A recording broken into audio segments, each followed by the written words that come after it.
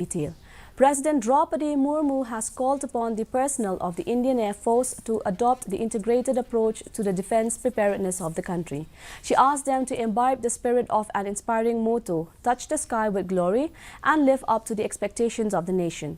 The president has presented wings and brevets to the flying officers and commissioned Indian Air Force trainees in the flying branch and trainees in the ground duty branch on completion of their training today. 10 more officials from Indian Navy, Coast Guard, and 2 trainee officials from Vietnam also have been presented wings at the combined graduation parade.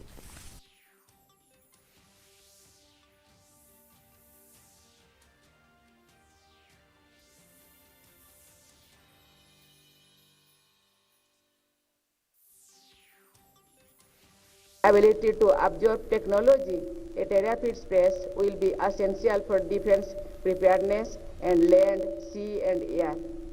Each and every officer of the armed forces has to keep in mind an integrated perspective of defense preparedness.